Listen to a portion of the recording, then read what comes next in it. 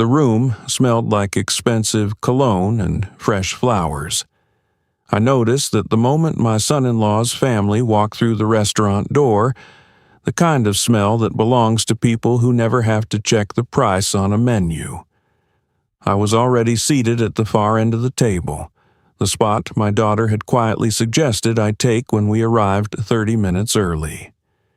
"It'll be easier for you, Dad," she had said, pulling out the chair with a smile that didn't quite reach her eyes. "You won't have to get up and down every time someone new comes in." I had nodded and sat down. I was wearing my gray blazer, the one I'd had for 11 years. Eleanor, my wife, God rest her, had picked it out for me at a department store in Cincinnati the winter before she got sick. I'd had it dry cleaned twice since her passing. It still fit.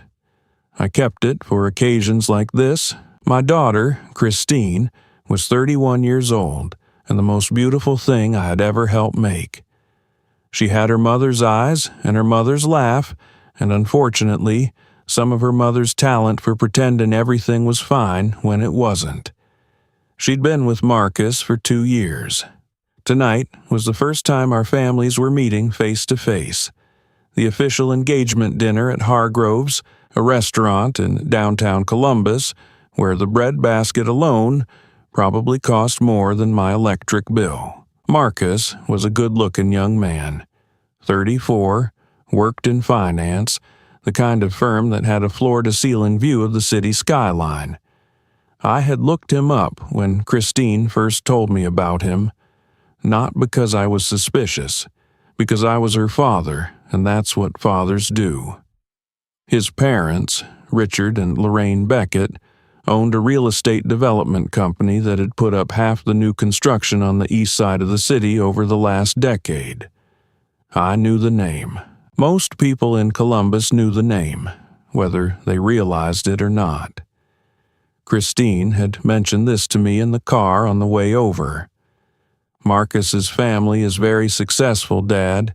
They're kind of a big deal around here." She said it gently, the way you warn someone there's a step they might trip on.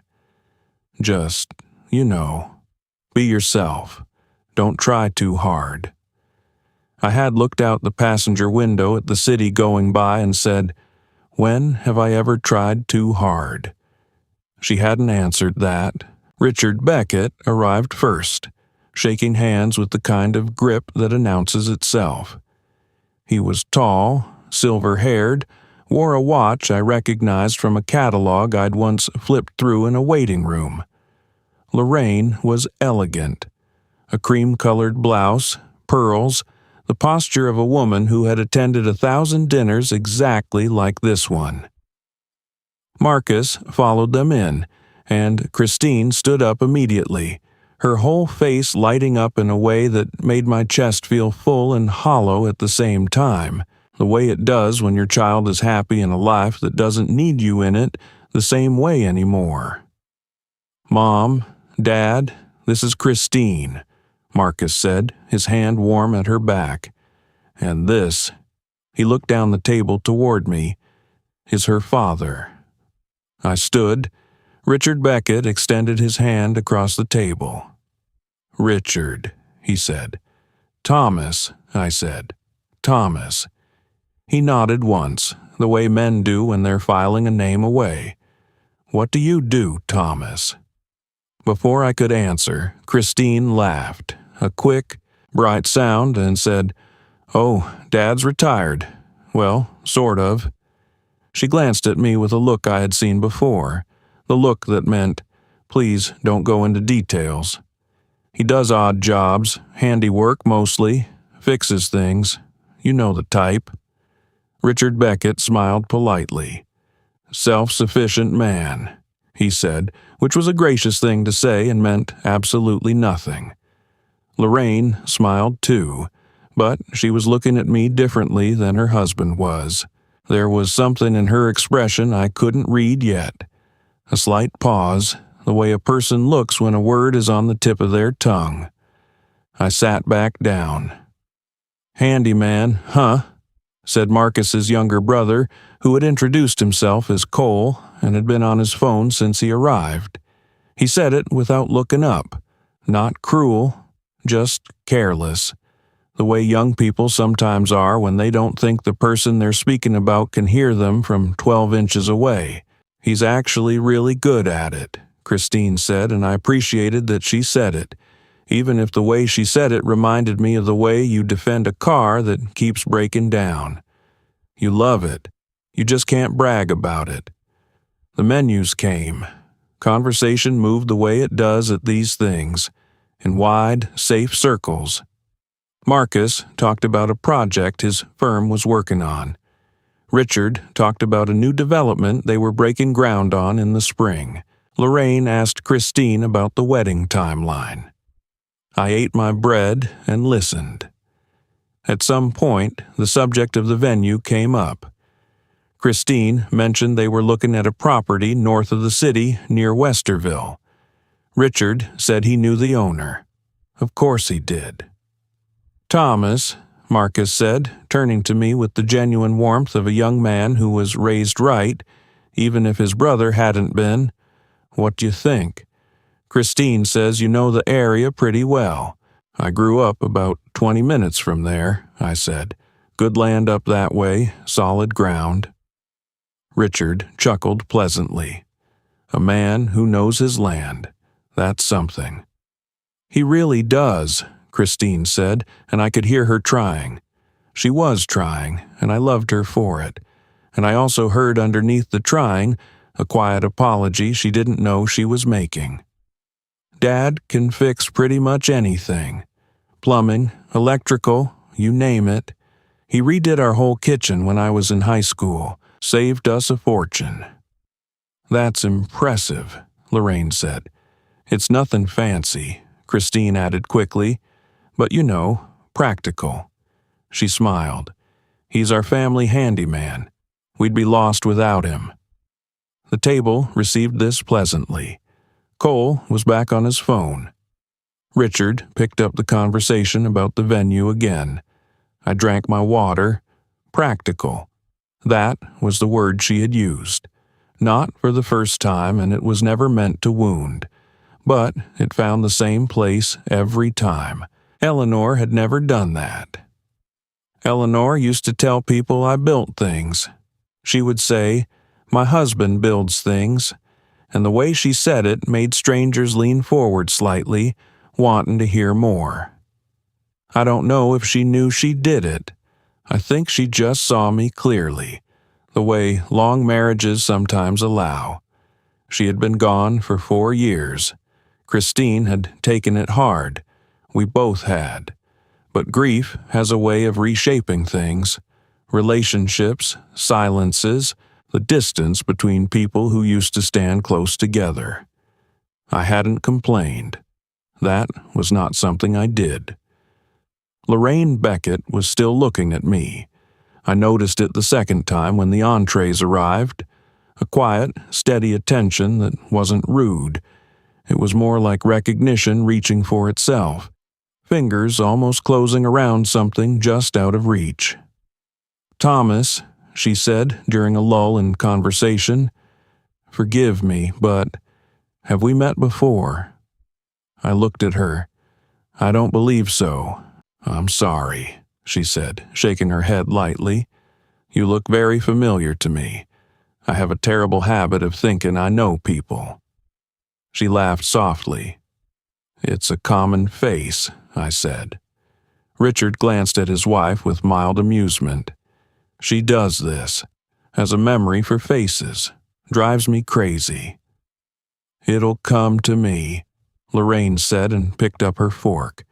But she didn't let it go entirely. I could see her still turning it over. The dinner continued. Marcus asked me during dessert whether I had always done handyman work or if I'd done other things before. He asked it the way a polite young man does, genuinely curious, filling silence, including the older man at the end of the table who had been quiet for most of the meal. I appreciated the question. I've done a few different things over the years, I said. Like what? He asked. Christine shifted slightly in her chair. I ran a company for a while, I said. Oh yeah? Marcus looked interested. What kind of company? Construction, mostly, commercial, some residential development. Richard Beckett set down his wine glass, not loudly, just with a slight deliberateness. What was the company called? Harland Building Group, I said. The table didn't go silent exactly, but the texture of the conversation changed in that instant. The way a room changes when the pressure in it shifts. Richard Beckett was looking at me now the way you look at a word you suddenly realize you've been mispronouncing your whole life. Harland Building Group, he repeated. That's right. Thomas Harland, he said slowly. That's me. Lorraine put her hand flat on the table. That's where I know you from, she said, and her voice had gone quieter, almost careful. The conference, Chicago, 2009. You gave the keynote. I did, I said. Marcus was looking between his parents and me. Wait, what's Harland Building Group? Richard answered before I could. They built the Meridian Center, the Franklin Corridor Project, half the civic infrastructure in central Ohio for about 15 years. He said it without embarrassment, which I respected. Some men would have covered the moment with bluster. Richard Beckett looked at me steadily. You sold to Whitmore Capital. In 2018, I said. The table was quiet. Christine was very still. She was looking at her dessert plate. A small muscle moved along her jaw, the one Eleanor used to get when she was working something out inside herself. I didn't know you were that Thomas Harland, Marcus said, and then caught himself and laughed. I mean, I knew your name. I didn't connect. It's a common face, I said again, and this time I said it gently because I meant it gently, and I saw the corner of Marcus's mouth turn up. Richard Beckett reached across the table and shook my hand again. He held it a moment longer this time. Different from the first handshake. Not because the money changed anything. I didn't believe Richard Beckett was that kind of man. But because he understood now that he had been speaking to someone as a courtesy and was now speaking to someone as a peer, and he was honest enough to let that recognition show. I owe you a better conversation, he said. You don't owe me anything, I said. It was a good dinner. Cole had put his phone in his pocket. Lorraine was looking at Christine, and Christine was still looking at her plate. I watched my daughter for a moment. I knew what was happening inside her. I had watched her think since she was 3 years old. The particular stillness that came over her face when she was rearranging something, when she was understanding that the map she'd been using didn't match the territory. She had not known. That was the part nobody at this table would understand. Christine had not known because I had not told her, not because I was hiding something. There were no secrets between us about the important things, but because after Eleanor died, after I sold the company and found myself suddenly untethered from the thing that had organized my days for 30 years, I'd gone back to what I loved. I went back to working with my hands. I fixed things. I helped neighbors. I built a fence for the family down the road who'd lost their father. I remodeled a kitchen for a young couple 2 streets over who were doing it themselves and had gotten in over their heads. It was not a performance of humility. It was not a statement. It was just what made sense to me, what felt like living after a long season of loss. I had a financial advisor in Cleveland. I had more money in various accounts than I would spend in 4 lifetimes. My house was paid for. My car was 10 years old because I liked it. Christine had a college fund I had set up before she was born that I'd quietly rolled into a trust when she graduated, which she thought was a modest inheritance from her grandmother's estate. She had not asked too many questions. I had not offered more than she asked. That was my failing, maybe. Eleanor would have said so. She would have sat across the kitchen table from me with her coffee and said, "Thomas, that girl deserves to know who her father is. Not what he has, who he is. I had thought she knew who I was. I was less certain of that now. Dad," Christine said. Her voice was very quiet. The table had fractured into smaller conversations. Marcus talking to his father, Cole asking Lorraine something. But Christine and I were suddenly in a small space of our own, the way we sometimes found ourselves even in crowded rooms. "Why didn't you tell me?" she asked. "Tell you what?" I said, because I wanted to understand which part she was asking about. "Any of it." She looked up, her mother's eyes. That you'd done all of that. The company, the projects. I introduced you as—" She stopped. "I know how you introduced me," I said. She flinched. Not much, just enough for me to see it.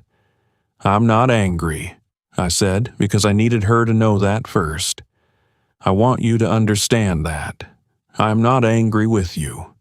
"You should be," she said softly. "Maybe," I said, "but I'm not." She was quiet for a moment. "I've been telling Marcus's family for 2 months that my dad does odd jobs, that he's just—" She pressed her lips together. "I've been making it sound like—" "Like what?" I asked. She looked at me. "Like you were less than you are." I thought about that. I turned my water glass in my hand once, slowly. "Christine," I said, "I need to ask you something and I need you to answer me honestly." She nodded. "When you said I was a handyman, when you said I was practical and good at fixing things, were you ashamed of me? Or were you ashamed of what you thought I was?" The difference between those two things sat in the air between us. She took a long time answering, long enough that I knew she was giving it the honesty it deserved. "I think," she said finally, "I was ashamed of what I thought would make me look less impressive in front of his family." She swallowed. "And that's worse, isn't it?" "It's honest," I said. "Dad." Her voice broke slightly on the word. "I'm so sorry." I looked at my daughter, 31 years old, her mother's eyes, her mother's jaw set the way it gets when she is trying not to cry in public. And I felt the complex, aching, undiminished love that parents carry for their children regardless of what the children do with it. "I built a company because I wanted to make things that lasted," I said. "I went back to working with my hands because I needed to feel useful again after your mother died. Those two things are not in conflict. They're both just me." I paused. "You have always known who I am. You just forgot to look." She wiped the corner of her eye quickly before anyone could see. "I'm going to need you to meet me for breakfast next Sunday," I said. "And I'm going to tell you some things about the trust your grandmother left you." She blinked. "What trust?" "Your grandmother's trust," I said evenly. "The one that's been sitting in an account in your name for 6 years." She stared at me. "It's a common face," I said, and picked up my coffee. Across the table, Richard Beckett caught my eye. He raised his glass a 1/4 inch in a quiet gesture, the kind men make when words would be too much. I nodded once. Lorraine was smiling at something Marcus had said, but her eyes moved briefly to me, warm and knowing, the way the eyes of a person do when they have witnessed something true. Cole was taking a photo of his dessert.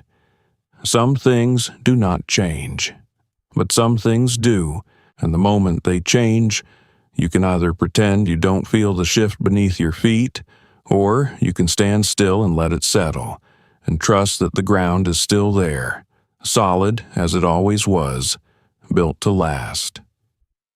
I finished my coffee. Outside the restaurant, Columbus turned in the dark. The buildings I had helped put up, the roads that ran past properties that bore no trace of my name because I had never needed my name on them. Just the thing itself. Just the work. Eleanor had understood that. I hoped, in time, Christine would too. I left a tip that made the server's eyes go wide, put on my 11-year-old blazer, and walked my daughter out to her car. She held my arm the entire way, her hand tucked inside my elbow the way she had done since she was a little girl on winter sidewalks when the ice made everything uncertain and she needed to know something solid was next to her. I let her hold on. That part, at least, had not changed at all.